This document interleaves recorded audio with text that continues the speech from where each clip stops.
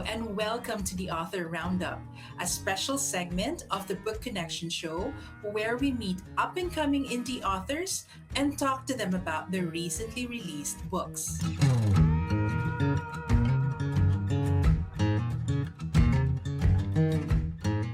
Hello, everyone, and welcome back to the Author Roundup, where we talk with authors about the ideas, experiences, and inspirations behind their books. I'm your host, Jenny.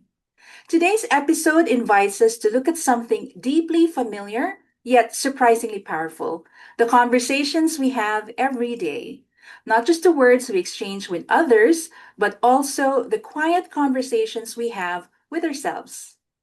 In her book, With Every Conversation, A Life is Changed: The Unseen Power of Words, Energy, and Presence, today's guest explores how communication goes far beyond the words we say. Drawing from real life stories, gentle science, and deep personal insight, the book examines how our inner dialogue and everyday exchanges can influence our biology, our emotional regulation, and even patterns that span generations. Joining us today is Jacqui Crafter. She's a holistic coach, facilitator, and author who brings together lived experience, science, and energetic awareness to explore how conversations shape our lives. With over 30 years of experience across leadership, learning and development, and human performance, Jackie guides people to understand that words we speak to ourselves and others carry energy that can either keep us stuck or set us free.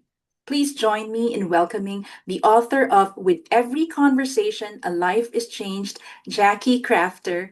Hello, Jackie. We're so glad you can join us today. Thank you so much, Jenny. Thank you for having me. Okay, so let's talk about the title of your book. I'm going to jump right into the questions. It's a very powerful title. What does With Every Conversation, A Life is Changed mean to you at the deepest level? Well, I guess at the deepest level, Jenny, it reflects a simple, but I guess a profound truth that every interaction that we have, it carries energy and therefore it has an influence upon us. Every word that we speak, whether it's to ourselves or to others, it creates a ripple. Sometimes that ripple is small and sometimes it can actually become a turning point in somebody's life. That single conversation can encourage somebody to keep going when they're ready to give up, or it can help them see themselves differently. It can even just simply shift a direction of a life. But sometimes the most powerful conversations and the ones that we have are actually with ourselves. That Right. internal dialogue. When you're standing in front of the mirror each morning, or you're sitting in your car after a conversation and something just doesn't quite feel right and we're not sure. And somebody suggested we didn't do something perfectly. And then we want to keep repeating it inside and just keep reliving and rehashing that situation. Mhm. We often don't even understand that information and that energy that we're picking up on every moment of every day and how that has an impact. A word, a feeling, a memory that something that's happened in our past, Mhm. we hold that information actually within the cells of our body and not just in the cells of our mind. So that ripple effect that's created through conversations, spoken and unspoken, it actually has an impact on all of us every day. Mhm. So, what inspired you to write this book? And what message do you want your readers to get from it? I think simplicity was what I really wanted to create for this book, but simplicity based on after years of studying various modalities and coaching and psychology based programs, some resonated with me, some not so much. I wanted to create an easy to pick up and process parcel of information, something that I wish I had available to me when I was started to explore this space.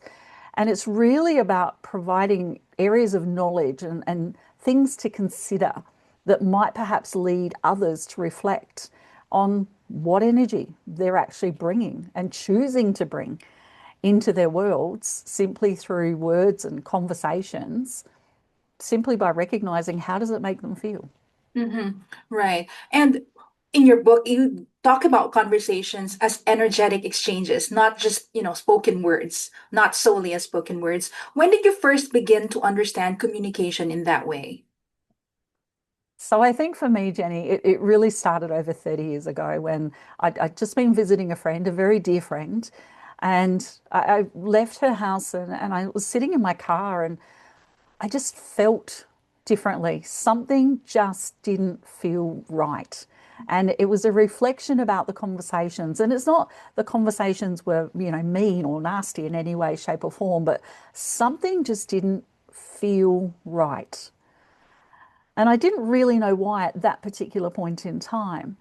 But then fast forward a number of years later, and I started to discover other different work. And I guess through some of those modalities, it tracked me down a world of discovery. And through that world of discovery, I came across the work of Dr. Sue Morter of the Energy Codes book and her discussion around bioenergetics. And all of a sudden, I just had this enormous aha moment, just going, oh, now I understand. All of a sudden, things started to make sense for me why we feel what we feel based on conversations. I mean, we've all walked into a room and there's nobody else in there, but we can still feel that something's happened. We feel comfortable or we feel, oh my goodness, I actually want to leave this space because we have that feeling. And I guess that cellular connection then started to resonate with me. Well, we have that feeling when we're just in a space, but we also have that feeling when we hear and we feel words and language and Mhm. information that's being shared with us every single day. And it stays with you, like you've said, right? Even, probably days after you've had a conversation. Now, you also explore the idea that words affect the body and not just the mind. I think you started to touch on that earlier. What do you want readers to understand about that connection? Well, I think one of my biggest aha moments was when I discovered that our bodies are made up of about 60, 70 trillion cells, give or take, and only half of 1% of all of those cells actually make up the mind. And that for me was a really interesting moment because our cells on that bioenergetic level, I mean, our cells are always moving and vibrating and therefore creating energy. So why is it that we would only want to work with the half of 1% of all of the cells that we therefore have within our body, which is creating this energy to which we hold on to and we feel? I mean, we've all had that tightening in our chest when we feel, a little bit unsure about something, or that weight on our shoulders when we have a lot going on in our work or our personal lives and what that looks like. And it's those additional feelings that I've learnt that when we tap into those and allow the mind still to process, but allow ourselves to tap in and feel what we feel on that energetic body, it just makes such a difference as to how we can then process and start to understand how our bodies truly work. And it allows us to let go of stuff that's no longer ours to hold. Mhm. I see. And also, you talk about inner voice, since we already started to talk about that. Why do you believe our internal conversation is often the most important one to change? I think, Jenny, it's because it's the one that we have the most. Just when we're sitting in our car or we're sitting on a train and we're traveling, or just when we're lying in bed, first thing in the morning or just before we go to sleep at night, we are with ourselves 24/7. That's who we're actually with. And even if we're having a conversation with other people, we'll still sometimes have that little quiet voice still coming up in our heads. And so having an awareness of what that inner conversation is, what that inner voice is, and how just shifting one or two words and just changing those couple of words can actually change how we see ourselves throughout the rest of that day. Now we're talking about the inner voice, and then some people would be able to relate to this. Some may not even be paying too much attention to it, but I know that a lot of people live with harsh self-talk. Some are aware of it, some are not. What are some of the first signs that someone's inner dialogue is already working against them? Because you've said that the inner voice really has an impact on us. And look, Jenny, it shows up as subtle patterns. And it's those little things that we don't even notice that we say, oh, I always mess that up, or oh no, I can't do that. Oh no, I'm not good enough. And they're often reflections that other people have given us that we've chosen to own. And another sign sometimes is constant overthinking, that self-criticism, even the little mistakes. Oh, I always trip over things. Oh, I'm just clumsy. It's those little constant references to self that can take us down a path, of working against us instead of being able to work with us.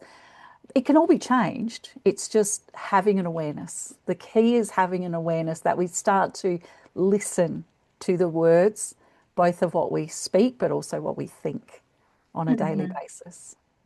Right. If you could show us a little bit how we can work towards changing that.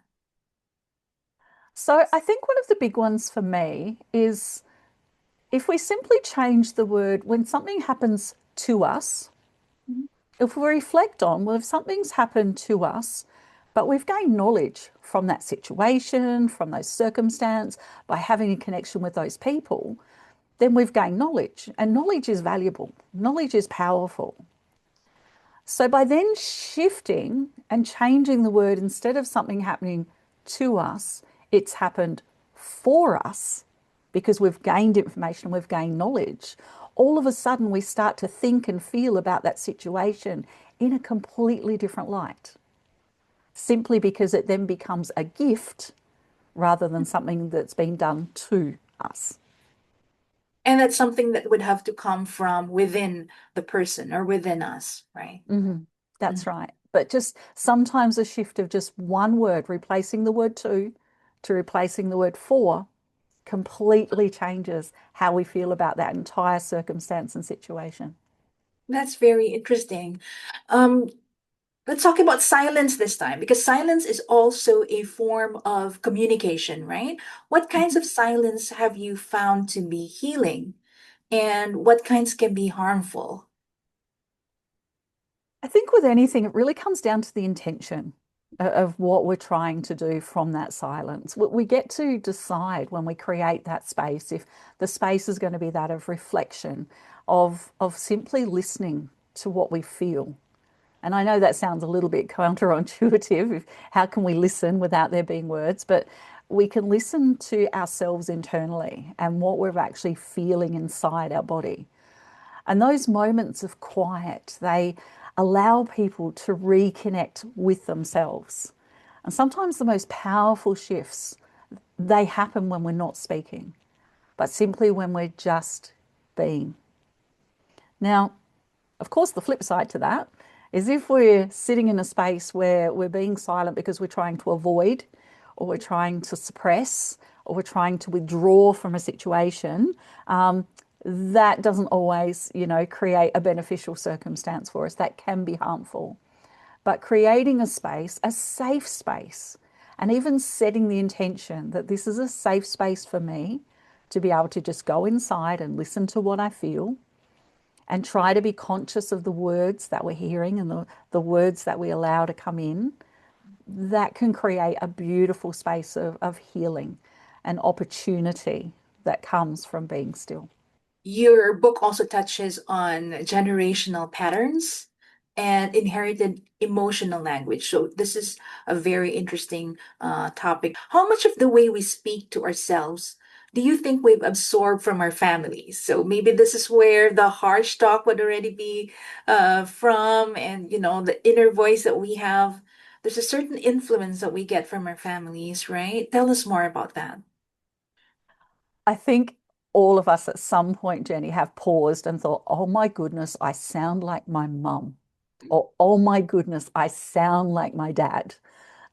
Because we do, we inherently, they are the first, our families are generally speaking our first point of connection, our first point of reference to a form of communication outside of just what we feel as young people, as small babies, etc. And it is the energy that comes.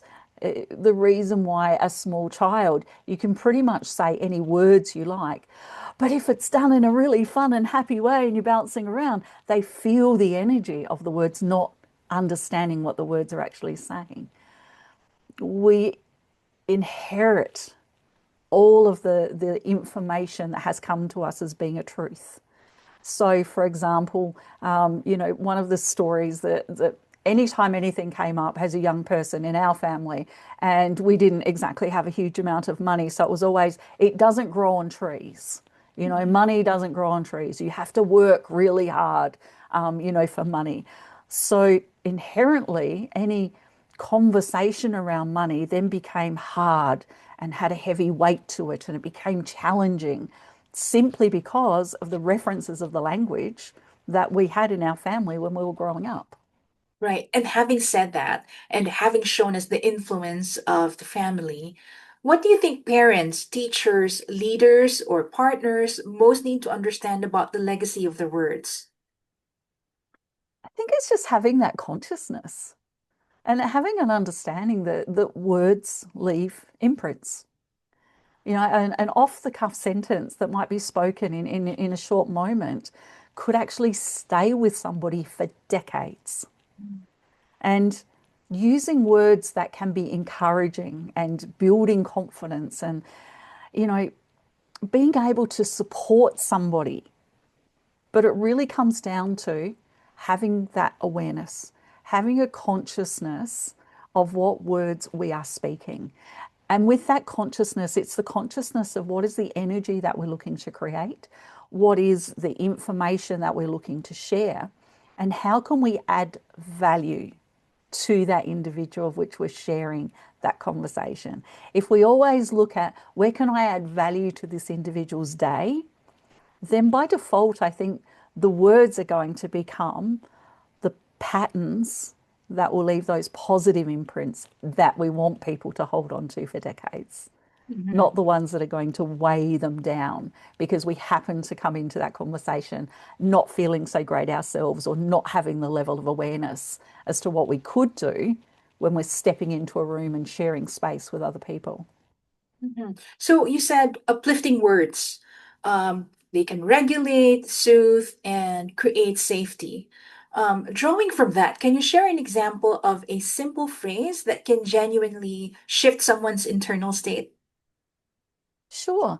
So even when we're trying something new, to be able to encourage somebody and just let them know it's okay to not get it right the first time around. You're safe. You've got this. It allows that safe space for somebody just to get in and have a try. And often it's the fear of getting wrong because, again, there could be that past, that history of when you get something, or show me that report card, or, how did you go at school this time? And having those expectations as to whether we're actually succeeding and what success actually looks like. Even just the word success, if we create that with a framework that success is having a go, doing your very best, then that word is going to have a positive influence onto the way that we interpret information. Whereas if we see success as having to be a particular number or a particular grade on a page or a particular outcome judged by others, then it creates a different feeling within our body and therefore how we will have an impact and a connection to getting in and having a try of something. Another powerful one is simply, I believe in you. I believe in you.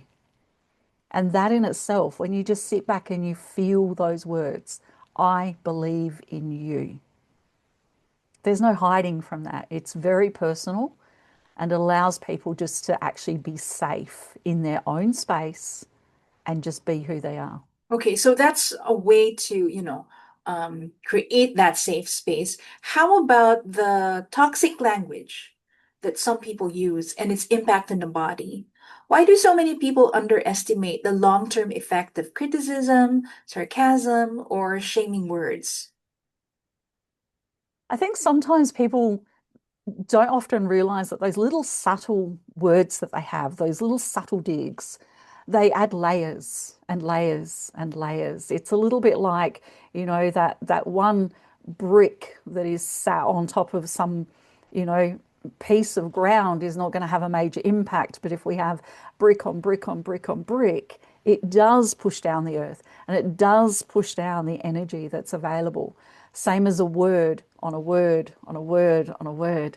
That has the impact to all of a sudden people don't want to speak up, or people Mhm. don't want to get involved, or people want to spend less time around others simply because they're worried that there's going to be another cumulative layer that's added to them not feeling so great or feeling safe within those conversations.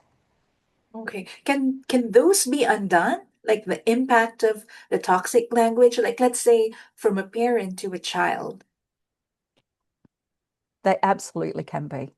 And that's the really exciting part. And that's the work that I actually do on a daily basis, is that reflection and helping people to understand and appreciate the energy that sits behind their words. And happily, the sooner that we actually start to shift that language and shift those words, the easier it is for change to occur. But what's really exciting is that not only does it change for the young person that might be hearing the conversation, but it has that beautiful ripple effect internally to the individuals that were saying those words in the first place, because they pause and they reconsider, where did that start for them? Mhm. And is that still theirs to own? Or is it time to actually let it go?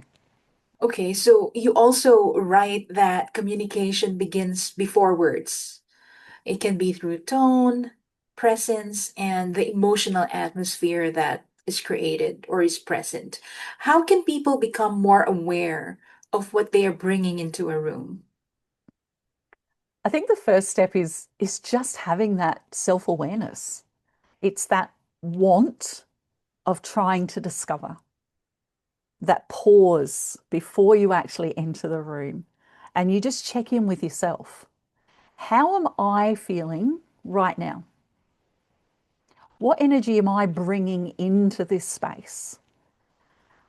Am I rushed? Am I stressed? Am I calm? Am I open? Am I ready to have a really positive opportunity to have a dialogue with other people that I'm about to step into a room and share?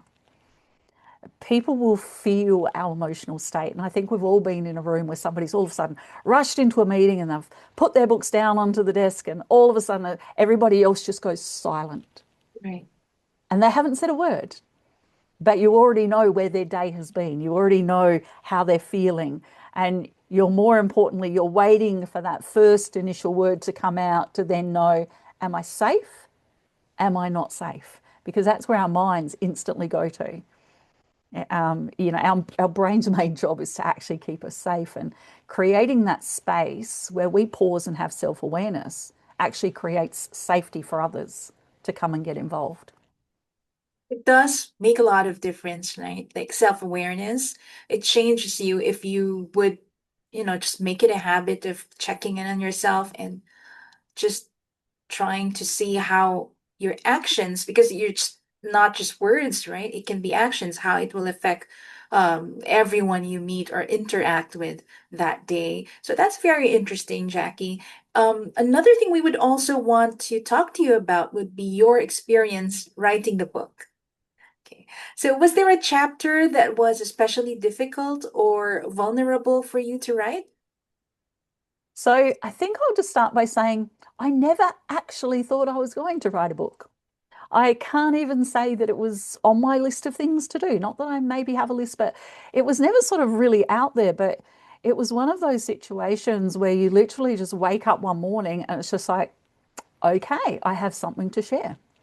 And we're going to share this in the way of a book because, there was information I wish I had. But when it come to what became challenging when you do then start to put those words onto a page was probably about that generational influence and some Mhm. of that personal history. Because obviously when you tap into your own personal background, you become quite vulnerable in that space. But I think that that's the powerful information that needs to be shared.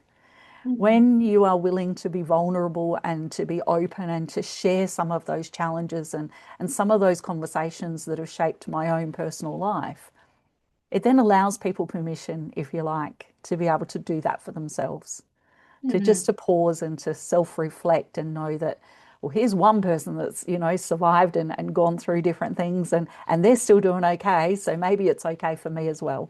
And yeah, just to sort of provide that opportunity.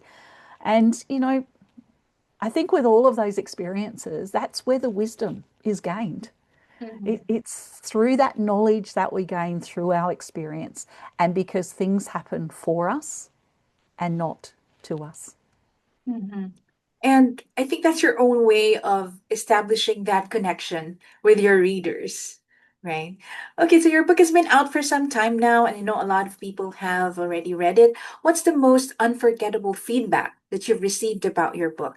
I think one of the things that has definitely come back to me from one of my readers was they told me that they'd actually started paying attention to their inner dialogue.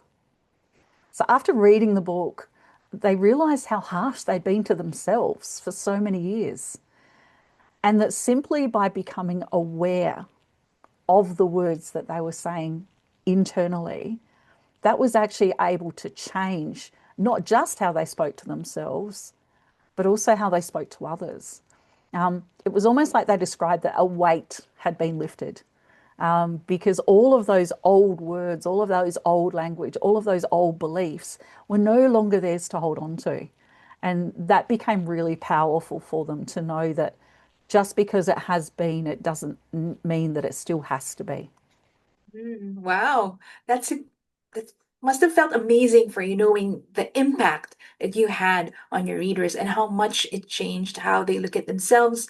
And, eventually it's going to change how they interact with the people around them as well. Um, how about the other writers who are just working on their first book? So you've gone through the process of writing the book, publishing it. What advice would you give to writers who are just working on their first book and who may be still unsure of what they're doing and would need a little motivation? I think for me, what's important is that you write from your own truth. And everybody's version of truth is going to be different. I mean, I can literally go and watch a sporting event with my family and get confused that we're even watching the same thing because we have a different version of truth and what's happening. But I think just being yourself, in the words that we write, in the language that we use, it's being authentic. And we gather information from different sources as we do, but really being authentic as to how that's landed for us and the genuine story that can come when you are being true to you and putting Mm. those words on a page to be shared with others. So I think that if you can write what you feel and that you can have that level of truth, then that's going to be a story that anybody will want to pick up. Mhm. Just hold on to that truth and then the desire to share it with the rest of the world. And what's next for you now as an author? What do you hope that this book continues to do in the world? Well, for me, it was really about creating a ripple, that beautiful ripple of change that can simply come from the change of a word. I hope that it encourages people to become more aware of what their words are that are being said, how they feel within themselves when they hear or even hear themselves speak those words. And it's about wanting to create a ripple, but wanting to create a ripple of lasting generational impact because it's creating hope and it's creating opportunity and it's creating that positive energy for people wanting to step forward and to see what's next. That curiosity of what that little bit of change can actually bring, that shift of one word and what it's actually going to bring as we move forward. So I think for me, if people actually have at least one aha moment where they pause after reading a particular sentence or paragraph or chapter, then that for me has been worth, all of the effort to go into this particular book. And I think you have already touched on it a little bit, but we also have talked about a lot like inner voice and how it affects how we deal with people and how it goes from one generation to the next. Before we end, what would be your final message to everyone watching and listening? Pause, just pause, and be mindful of the conversations that you're having, and be mindful of where you're at prior to bringing those conversations. It's a little bit like when you've got a household that has little people in there, like those young humans, and you sit in the car or you pause for 2 seconds before you walk in the house, and you make a choice to actually leave behind that is not going to add value to the people that you're about to step in and share that space. That is going to have an amazing impact on the world. Your words, they shape your thoughts, they shape your actions, and by default, they shape lives. So choosing the language that's going to support the life and that beautiful ripple effect that you'd like to have, if we can do that, the world is going to be an amazing place. Mhm. That's a very fast or simple thing to do, right? But if you really think about it, that becomes very challenging, especially now that we are living in a very fast-paced world. And I think one of the things that I can take away from our conversation would be, just being more self-aware of what I'm doing. And I guess that's the best place to start by pausing and, assessing and just taking time. Sometimes, it's not that easy to do it if you're in a hurry or if you're so full of your thoughts in your head like that. So you tend to not do that anymore and just go on with what you want to do or what you want to say. But I think that's a very good advice that we should pause and think about what we do, what we say before we actually open our mouths or actually do anything, right? Okay. And Jacqui, that's been a very interesting conversation that we've had. I know our viewers and listeners would want to connect with you online. Perhaps you can share your website, social media, and of course, please invite them to get a copy of your book. Yeah, terrific. So my website is simply jacquicrafter.com. So that's nice and easy to find. Under the socials, it's Jacqui Crafter Coaching, because of that energy coaching, helping people to let go of the old and to move into the new. And of course, if you would like to explore any ideas or considerations found in the book, with every conversation, life is changed. I'm really excited to share that it is available online through all major booksellers. So it doesn't matter if it's where you live or what country you're in, anything of that nature. It is available online. It's on soft cover and hardcover and also an ebook. So there's plenty of opportunities for people to be able to get hold of their own copy and pause and just consider what it is that they can now bring into their world.